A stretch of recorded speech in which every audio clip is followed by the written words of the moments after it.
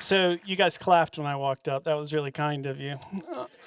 And I want to take that applause and redirect it back out to the audience, to Judy Gradwald, our president and CEO.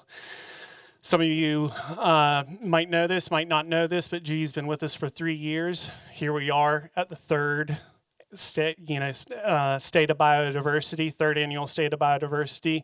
That's no coincidence. It's her leadership that has really driven the staff here at the museum to engage more deeply with the conservation community. And on top of the respect that I have for Judy, she's also the first woman president and CEO that the Natural History Museum has had in its 140 plus year anniversary.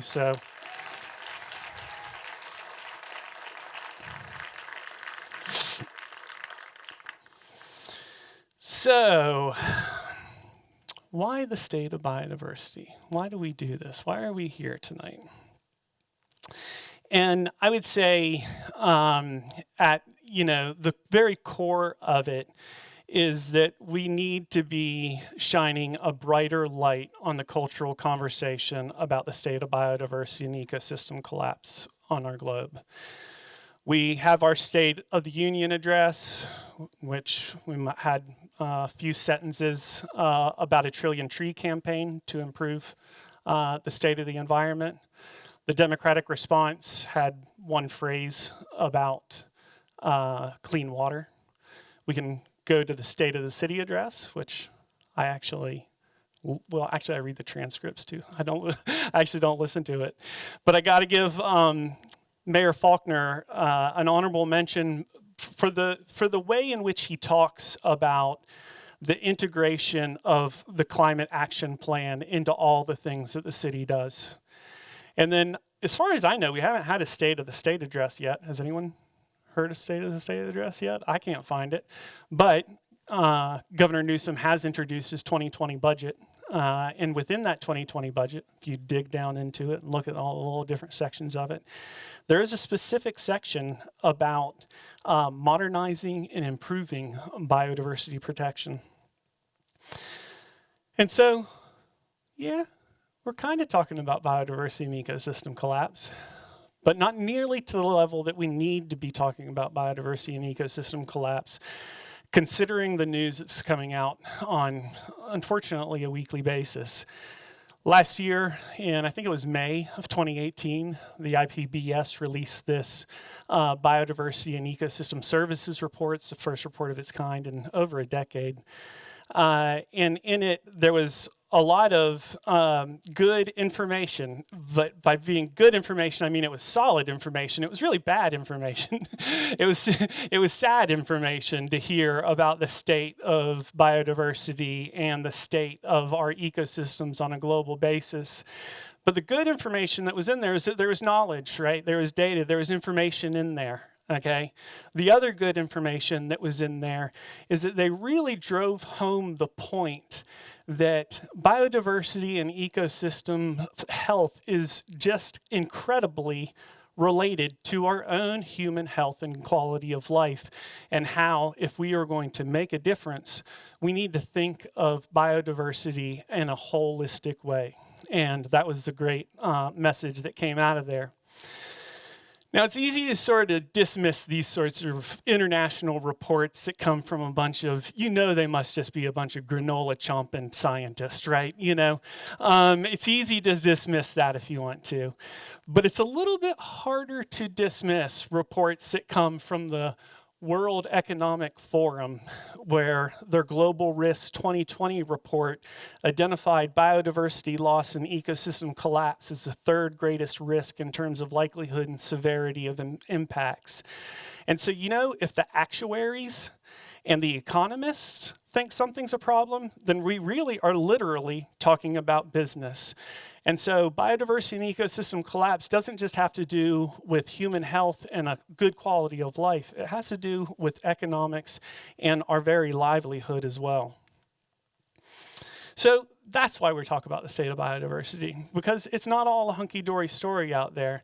There's cute and fuzzy wuzzies that we want to take care of and wubby them, okay? But in order to do that, we have to think seriously about the problems that our world faces. And so I think I said this last time, and Judy mentioned to me, somebody said, is he going to be as depressing as last year? Because I do, I mean, if you come see me give most any other talk, I tend to like try to be, hey, yeah, man, it's all fun. But this is a serious conversation. I'll try to inject some levity into it here and there and stuff like that. But it's a serious conversation, and it's a conversation that we need to have as a community in order to really push this agenda forward and make a difference. So one small way that the NAT does that is that we hold this symposium, right? We had this symposium last week. We sold out over 200 attendees. I was really delighted to see that we had about 41. There we go. There's our 200 attendees, or at least approximate portion of our 200 attendees. I was really happy to see that we had 41 students, and I, in fact, don't know if these people are students, but he was wearing a UC shirt, so I kind of went with it, all right? But we did have 41 people who registered as students, and another thing that we were really glad to see, because in the previous years, one of the things that came up in our closing town hall was about the lack of diversity that we were having at our State of Biodiversity Symposium, and I was really happy to see a great deal more diversity in the people who were attending the conference this year. So I think we did really good on that. And all those attendees got to listen to Todd Keeler-Wolf, who's a retired senior vegetation ecologist for the California Department of Fish and Wildlife and a California vegetation guru, sort of talk about the state of California biodiversity and the distribution of biodiversity and what makes biodiversity in California special. Todd did a great job. After that, we were followed up by 4 different sessions. The top row represents all the speakers for a session on black market biodiversity. The second row represents all the speakers from a session on habitat conservation planning. The third row down represents a group that talked about biodiversity and human health. And then the last group here at the bottom talked about San Diego Canyonlands and conservation. And you might, if you look around the room, you might see a star in the room because some of those people are here with us tonight. So thank you guys for the contributions you made to the event. We closed it up with a closing town hall in which we had 3, I would say, regional leaders in biodiversity conservation who talked about what they felt like the greatest threats were to biodiversity and where they saw hope. And we had a little bit of a community dialogue afterwards. And then, like any good depressing meeting, we convened to the roof and we had some drinks, okay? So it was a good time was had by all, I hope. From what I hear, people had a lot of fun. And, you know, this is just all the organizations of the speakers that were involved in the talk itself. And if you really added in all the people who were attending, you can multiply that times to 3 or 4. And if all we did was just bring together the San Diego conservation community to have this discussion for, you know, a day, then I think we succeeded. But I do believe that we did more than that. And so, okay, how is San Diego doing? What is the state of biodiversity in San Diego? And I can't say that we answered that exact question. We focused in on various topics. But in order to sort of think about this, we have to go back in time. This is what the dream sequence, right? The little fading, wavy lines come down. And go back to 1993 when this little boydie right here, the California gnatcatcher, was listed as threatened on the Endangered Species Act. Problem with the California gnatcatcher is that it occupies or could potentially occupy a lot of land in San Diego that quite frankly was developable. And so rather than go through the traditional sort of just legal battles of real estate development versus Endangered Species Act, what the community did is got together and they got the feds together, the states, local private developers, all these different agencies, nonprofits involved. And as Mark Kramer, who was one of the speakers from the Nature Conservancy at the State of Biodiversity, said, they went into Planapalooza, okay? And what they did is that they began to try to develop a different way to think about conserving San Diego's biodiversity.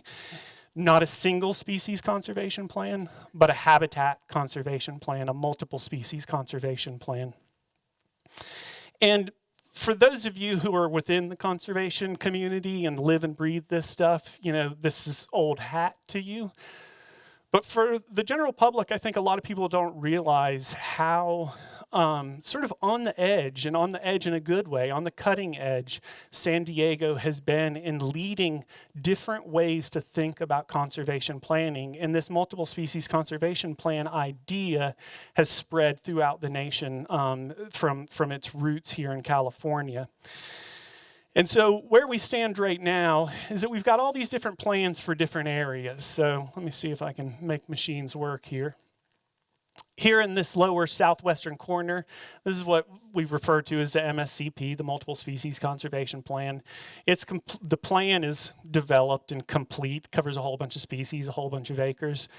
All the other plans that we see, East County, North County, and some of these in here, are in various states of development, even though we're talking 20 years later, in various states of development, with the exception of Carlsbad, who has completed their plan. And so the idea behind these plans is let's think about how we're going to conserve multiple species across this landscape. And the MSCP vision, and this was presented to us by Susan Wynn from the U.S. Fish and Wildlife Service. The vision is all these green blobs of land, right? These big green blobs of land that might be connected by these little yellow areas of connectivity here. But the idea is, you know, we want to get a whole bunch of big blobs of land, and this is the vision. If we get all this, and we're going to be able to protect a whole bunch of these species that we're out to protect. But this is here it stands as is, and you can say we got some green blobs of land there. You know, we've done some pretty good work at acquiring various green blobs of land. But what you see we're missing is some of that connectivity. And the problem with the lack of connectivity, what is the problem of lack of connectivity? We could actually talk about that for hours.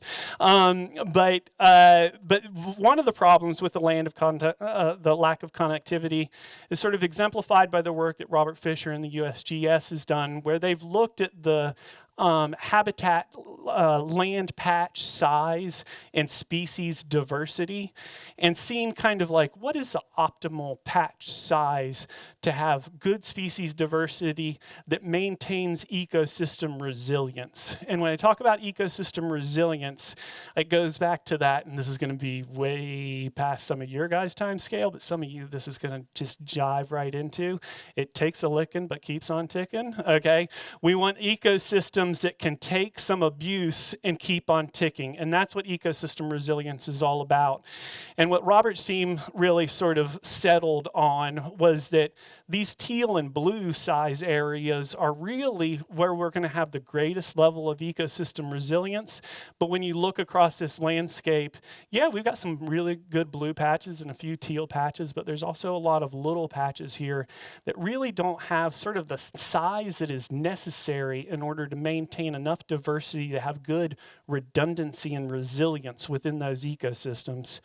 And this work is embodied or epitomized, or the poster child, by the work that David Holloway has been doing out of UCSD for the past many years. David Holloway, man after my own heart, he's into insects, is been studying the impact of sort of habitat patch size on insect diversity, particularly with bees. And how many in this people, raise your hand, knew that there are 600 species of bees in San Diego County? Not very many. There's a lot of bees out there, folks. It's incredible, isn't it? And what are all those bees doing? They're very important for ecosystem services like pollination, right? That we can wrap our head around that. Pollination, good, creates food. He is also interested in ants. We have over 150 different species of ants in San Diego County. Again, ecosystem services, they don't just come into your kitchen and be a nuisance. We'll talk about those. But they're important for seed dispersal. They're important for their prey for various types of consumers. They'll defend plants. They are scavengers. They do all sorts of different things. They're doing all these little things within the ecosystem that are really important to make it work right and have a lot of resilience. So what David's been doing is studying the ants and bees of these little isolated canyons. You know, if you zoomed out and looked at San Diego, you see these isolated canyons embedded within a matrix of suburban and urban habitat. And that makes, I think, in my opinion, San Diego special, right? I mean, it makes us a little bit different than LA. We're not just a complete concrete jungle. And so he's been looking at the bees and ants in these, and what he's found is that when you look at these fragments, these small fragments, these red and yellow fragments from Fisher's analysis, he sees that there's a 30 to 50% reduction in species diversity of bees within these small isolated canyons relative to larger, big reserves, okay? They're still sort of trying to suss out exactly what it is that's causing this decrease in diversity, but isolation does seem to be a component of it. And just think of it like this. If you're a tiny little bee, okay, and for some reason it's a bad year and your species goes locally extinct in a canyon, well, and if that canyon's isolated, then it's really going to be hard for that tiny little bee from another canyon to fly all through urban San Diego to get into this new canyon. So we have species that drop out because of isolation. There's also probably problems with invasive species causing decreases in the availability of nesting habitat and stuff like that, but they're still trying to figure that out. What's more dramatic is the impact that there is on ants in these isolated areas. We're seeing 70 to 95% reduction in species diversity in our urban canyons. And that's huge. And the culprit for that is actually pretty crystal clear. The problem ants have are ants. Okay. The problem that ants have are Argentine ants, and these are the ones that get into your kitchen and create a nightmare for you.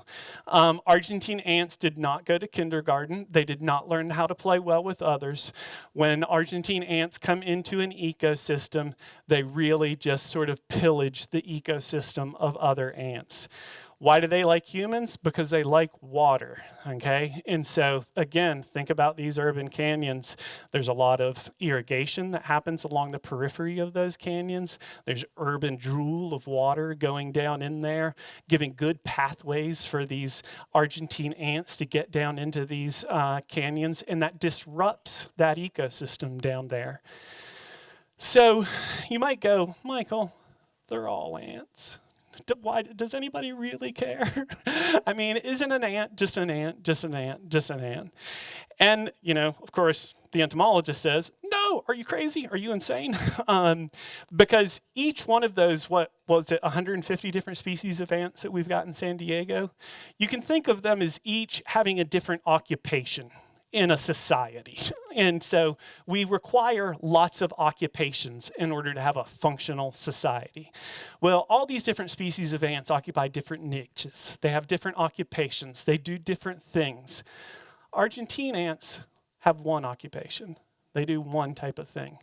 And so we're losing out on the ecosystem services because we're losing out on this species diversity. And not only that, ants, remember one of the sort of ecosystem services that I said they had was that they're food. They're food for different types of critters out there. And enter in our coast horned lizards. Now, coast horned lizards like to eat ants. They decidedly do not like to eat Argentine ants. And so you can see what the problem is already. And I've been living in San Diego for 14 years, and whenever I go out and I give presentations, and I give these sorts of presentations, particularly insect-oriented presentations all the time, you know, the old timers always say to me, like, man, when I was little, I used to see horned lizards all the time. I don't see horned lizards anymore. Where'd all the horned lizards go? And there's a lot of different things that are impacting horned lizards, but certainly one of them is the disruption that has taken place because these Argentine ants have disrupted their food source. And so you might not care about ants, okay? But who can say no to that face, right? I mean, that is cute as the dickens. And, to add insult to injury, we see the decline of biodiversity of the things that we do know about. But the thing is, we do live in this biodiversity hotspot. And what does it mean to be a biodiversity hotspot? It means we got a lot of species here. And not only do we have a lot of species here, but there's a lot that we don't know about. And so what Robert Fisher's been doing over the past couple of decades has been accumulating this list of every new species that has been discovered in Southern California, and they include this fern actually was named after our curator of botany. Beautiful little flower here. I love millipedes. Might not be everybody's cup of tea, but I think they're pretty cool. But if you add them all up, the numbers that Robert's starting to get around to, and it's still a work in progress, is that there are over 100 genera, and we're not talking species. These are 100 genera that have new species that are described within them. And I think each one of those, one that's in bold, I think there's about 13 of them up there. Those are genera that are new to science. And if you don't speak genera and species and stuff like this, just take it from me. If you got a whole bunch of things being discovered across a lot of genera, that means you got a lot of diversity. A lot of the tree of life is represented that is undiscovered, that we're still in the process of discovering. And so, and we're discovering that diversity literally in our backyards, okay? Because we abut up to these natural ecosystems. Sometimes we sort of flow down into them a little bit and within our urban canyons. And San Diegans love their urban canyons. We use them, love them, get a lot of therapy out of them, mental therapy. It's good for our psychological well-being to get outside. We've all heard of nature lose, nature deficit disorder, and all this sort of stuff. And we love our canyons. We use our canyons really well. And that comes a little bit of a blessing and a curse, and we'll cover that in just a second. But we've also loved those canyons for a long time. And this actually comes from the archives of the museum. These are Natural History Museum members who went out to put up signs letting people know, like, you can't do this stuff here. And on this particular trip, they were interestingly accompanied by members of the Lollipop Guild who helped them erect that sign. It was like one of those really amazing historic images. I didn't realize that they were real. But so San Diegans have loved canyons for a long time, and we should be proud of what we have. Sarah Allen from the city talked about the open space preserve system that we have. And we've got, literally thousands of acres, a lot of that open and accessible to the public. Those open spaces within the city, are protecting 85 different rare and threatened endangered species, plenty of places to hike around. All of that protected by a mere 26 individuals. And we'll find out why that number seems insanely low in just a second here. But we love our areas, our open space preserves. And so what the city did is they got together with SDSU and the Conservation Biology Institute, and they did a study to look at the use of our open space reserves. Just looking at 11 of the 178 trailheads over the course of a year, 2016, and they had, I think it was about 2.3 million visitors within those trailheads. What does that exceed? Almost the entire season attendance of the Padres. A couple seasons worth of Chargers. And, it stands behind the zoo, but remember, we're talking about 11 out of 178. And when you really extrapolate that out, the numbers actually get pretty darn mind-boggling. And this is, Sarah said, this matters. This matters to people. Like, when you show this to people, decision makers, and they see this sort of information, they realize that this is a precious resource to the people of San Diego. But sometimes we just can't have nice things, okay? Because not everyone is a joyous little picnicker or hiker or looking through their birding goggles. You know, there's overuse, there's issues with illegal use, plenty of things that go on that we would prefer not to go on in these open space preserves where we're seeking to, you know, psychologically restore ourselves, but more importantly, restore the environment and all the species that they protect.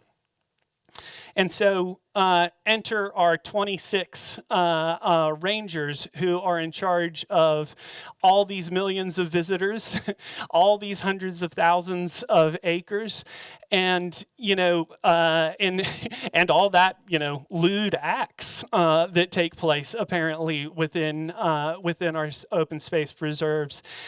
And so while they're trying to, you know, when my mom, this is total side note. My mom always said, like, she thought that I would grow up to be a ranger, and that like view that she had and that I had of being a ranger was like, you're Ranger Rick. You're going out there and you're showing kids a good time. Maybe you're planting a plant every once in a while, or helping build a trail, or something like that. And that's not the life that these rangers are living. That's the ideal life, and we want them out there protecting these places, these species. But a lot of what they do and what they, you know, have to do are things like removing 150 tons of trash from our local watersheds. They're not doing that alone, but this is what they did in last year. Organizing 10,000 plus volunteers, and then educating, and this is where Ranger Rick does come into play, you know, at least within Mission Trails, 6,500-ish little future conservation stewards to send out into the world to hopefully make the place a better world. So hats off. If there's any rangers in the room, raise your hand. Is there any rangers in the room? Hell yeah! All right, thank you. I mean, it's when Sarah presented this information, it was mind-blowing to me, and it really sort of made me think about ways in which the conservation community can better support the people who are on the front lines of defending, you know, our natural heritage that's out there. But they aren't at it alone. There are plenty of organizations, volunteer organizations, in particular San Diego Canyonlands, which has been a passion project for Eric Bowlby for the past many decades, of really developing communities around canyons to be the advocates for those canyons. Because if you don't have the local advocates for these areas, then it's really, really, really hard to deal with enforcement and all the things that need to happen in order to protect these spaces.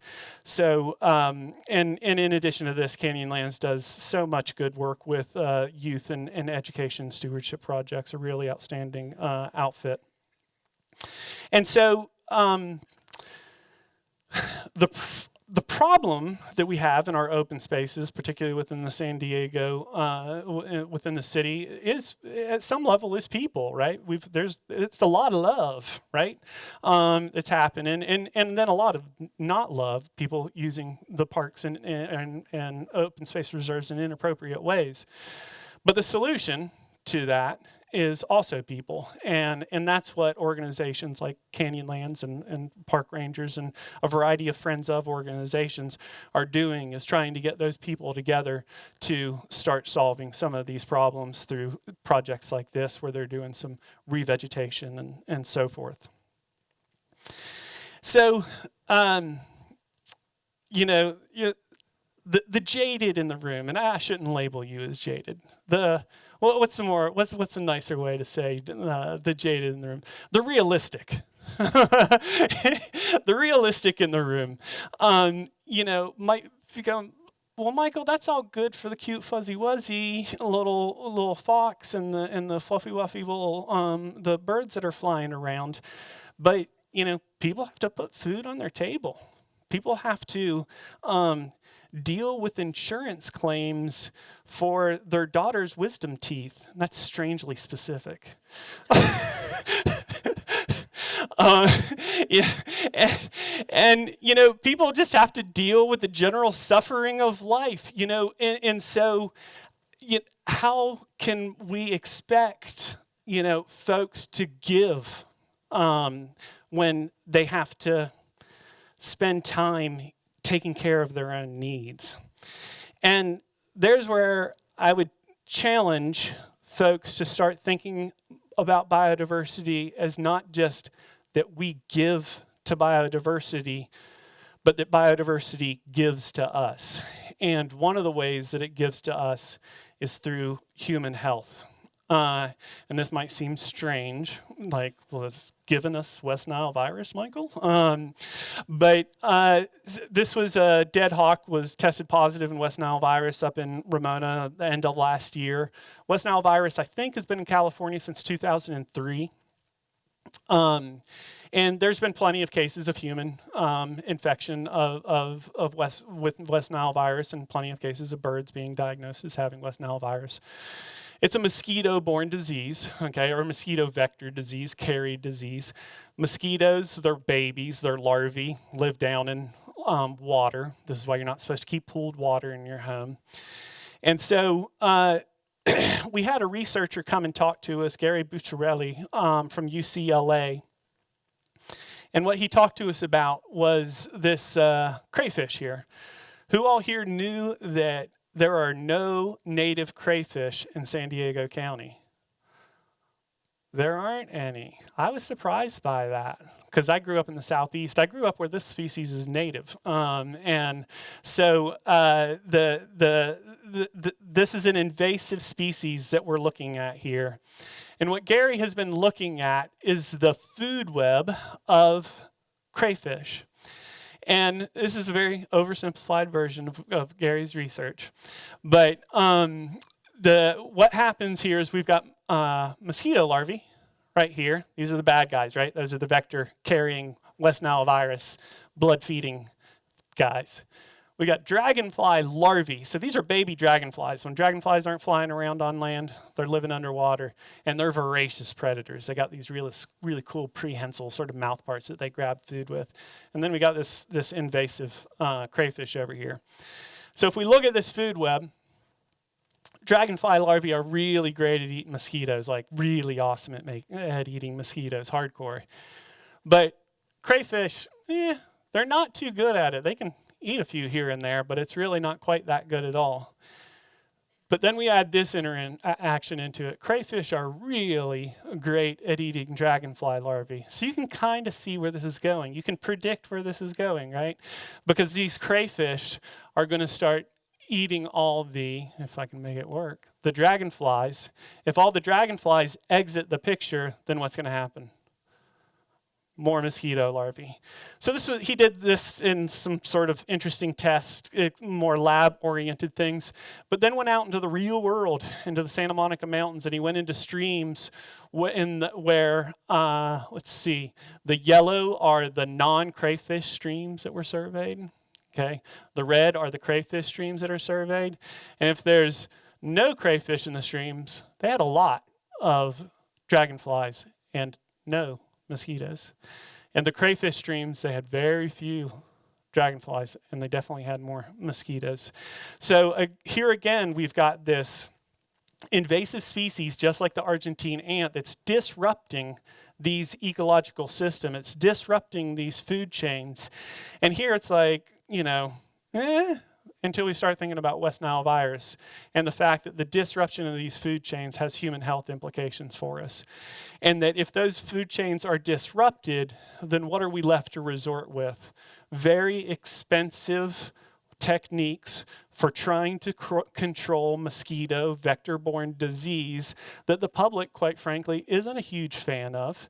And oftentimes those techniques for treatment, are probably at some level just exacerbating the disruption of those ecological systems, right?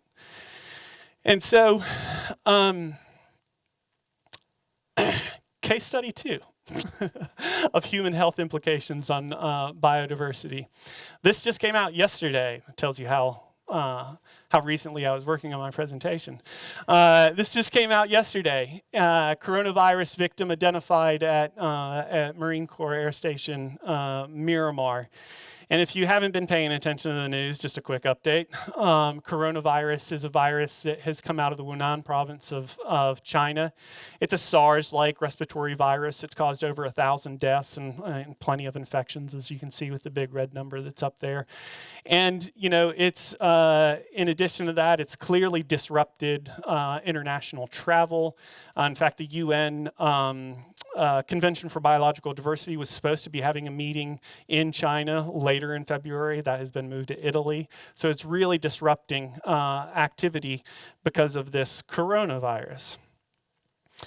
Also, which came out in the news very recently, just the other day, is this study that has done, but hasn't been formally published, but people feel pretty good about it, that there's a really good chance that pangolins, these lovely animals, have facilitated the spread of this coronavirus in China. The DNA, when they look at the matchup between them, is 99% close. It seems like it's probably the case. And it's like, well, who's playing around with pangolins so that they're like getting coronavirus from them? But the interesting thing about pangolins, or the sad thing if you're a pangolin about pangolins, is that they're the most illegally trafficked mammal in the world. Their scales are considered to have medicinal properties of sorts, and then their meat is also considered to be a delicacy. It's illegal to sell in China, okay? It's technically illegal to sell in China. But in China, just like there is everywhere, we've got black markets, in which things can happen. And also in China, what we've got in other areas as well are live markets, what some people refer to are wet markets, where there's live animals in place, lots of different species that are there and available. And so we had another researcher come in, Stephen Kubisky, from the Institute of Conservation Research up at San Diego Zoo Global. He's a wildlife disease ecologist, and he presented to us this sort of mental map or this framework to think about, like, why this situation, why having a whole bunch of critters together in a market like this might contribute to the spread of these emerging diseases. And so, very simple framework. Basically says, well, you've increased the susceptibility of these critters to kind of depressed immune systems and also to spreading things because you've got a whole bunch of species together.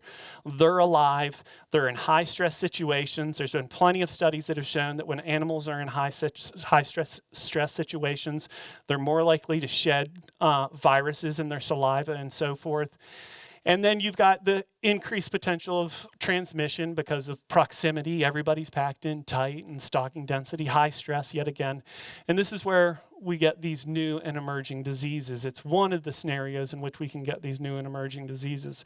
So while the sale of pangolins is illegal in China, it's become increasingly likely that it's through these markets that possibly some people were exposed to this disease.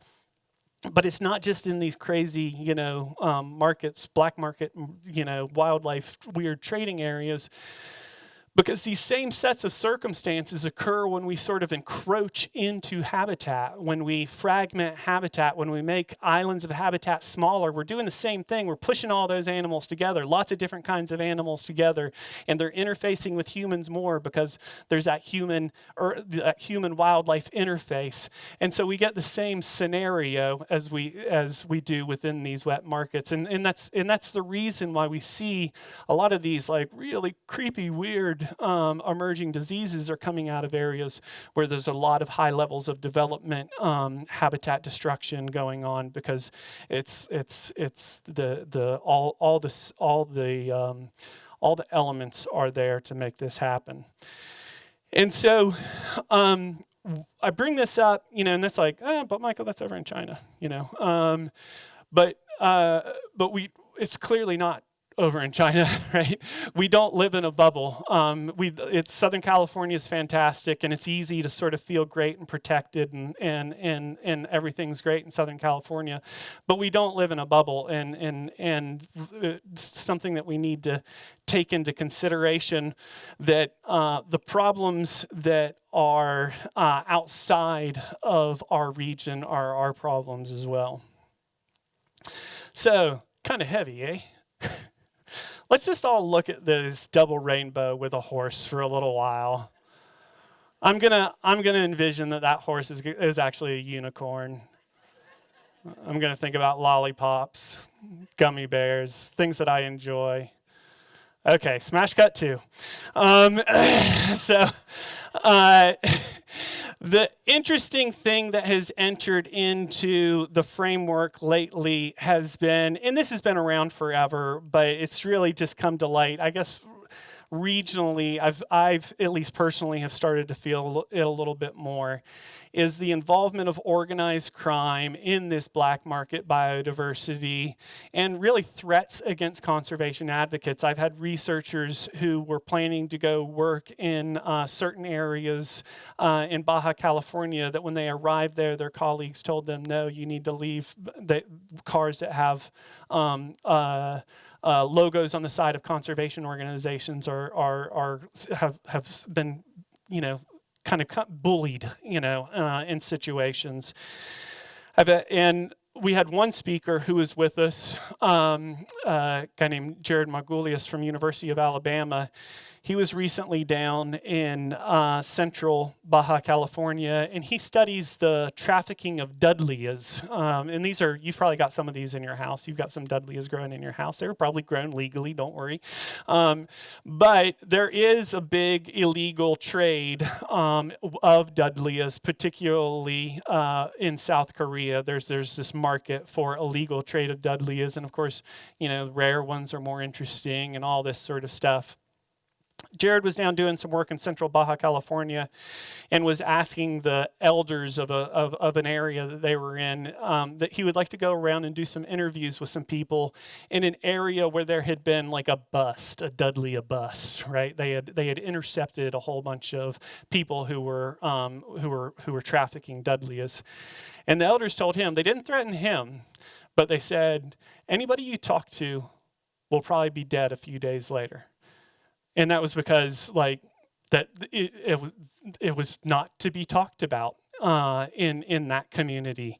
And so, that kind of went, for Vice President of Science and Conservation, who's in charge of staff that are going down into Baja California, those words sort of keep me up at night a little bit. And it definitely made us start thinking about this more. And so we have a binational advisory committee here at the museum, and we brought that committee together to sort of actually curate this portion of the state of biodiversity so that we could have a strategic conversation about the ways that we can protect not only our people, but conservationists throughout Mexico. And that conversation is still ongoing. But the poster child for this is the vaquita. Vaquita is the little tiny porpoise that's endemic to the northern part of the Gulf of California. It's considered to be the most endangered cetacean in the world, and it is, as you can see, gets caught up in gill nets, and this is one of the main threats that's associated with it. They did some very recent, I think 2019, numbers from Sarah Mesnick and her colleagues on what the status of the vaquita is right now. And they say there are 6 to 19 individuals of vaquitas left in the world, okay? Very, very low numbers. And as you can see here, they've been dive bombing for a long time, associated with, during this period, fishing with nets of shrimp and various types of finfish. But then there was a resurgence of this totuaba fishery, and it's illegal because totuabas are too endangered, both in Mexico and in the United States. But there was a resurgence of them because their populations actually started to recover after they had been listed as endangered for a long time. And since the resurgence is when you can see it really has dive bombed down. So what does this have to do with black markets and organized crime and stuff like that? Well, why do people want to catch Totoaba is because of their swim bladder. And again, we enter into this weird scenario of purported medical properties of these fish bladders that you can see here. But they also have this sort of cultural value. They're considered to be luxury gifts and a financial investment. And you're like, are you crazy? Like, that's a dried piece of fish. Like, how much money could one make off of that? But here we see sort of a comparison that $361,000 would buy you 16 kilograms of Totoaba bladders, or you could get 29 kilograms of cocaine. So we're talking about something that is actually more expensive per ounce than cocaine. And so it makes sense, right, that there's going to be an interest in organized crime into developing this market. And so what we've had with the vaquita is a history of poor fisheries management within the space, an influx, most recently, of resources from organized crime to create essentially these poaching frenzies that happen in the northern part of the Gulf right now. And those communities, we've failed those fishing communities by not providing better ways for them to make money. And so intrinsically, we have conflict that happens, and there have been riots, there have been guns have been fired, Molotov cocktails have been thrown at boats. It's quite a dangerous situation down there during the fishing season, and stuck in the middle is this poor little most endangered cetacean in the world, the vaquita, which most people who work with this critter are not incredibly hopeful about what its prognosis is, because it's really not clear how to solve the problem given the current political situation.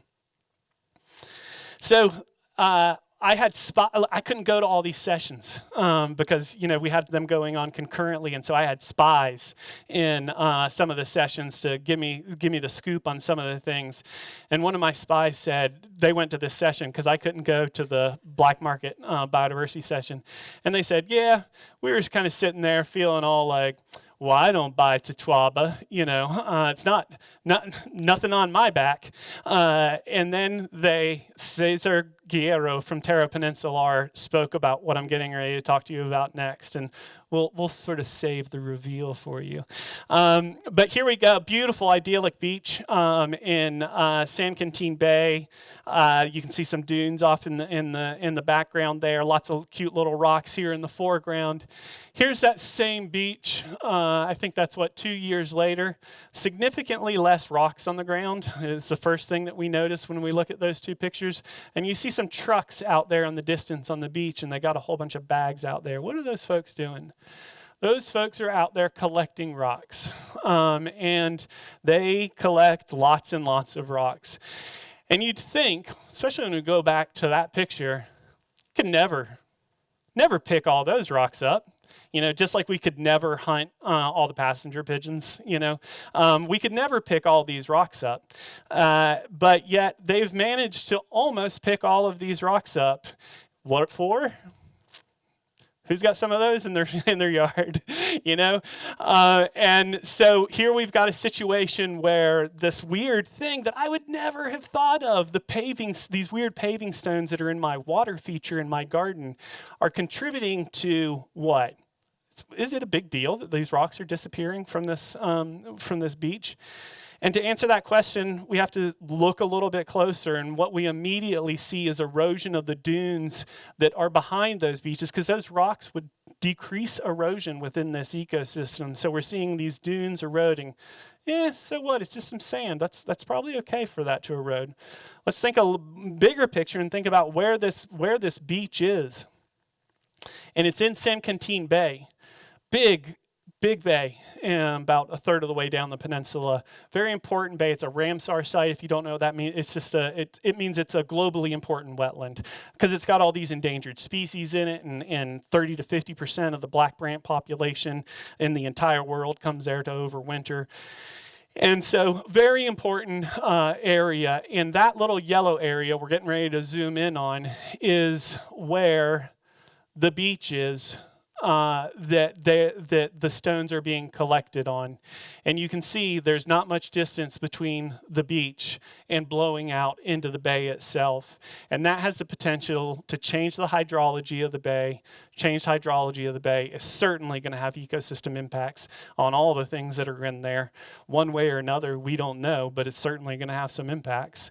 And so we have the potential for biodiversity loss. Certainly, migratory birds could potentially be impacted by it.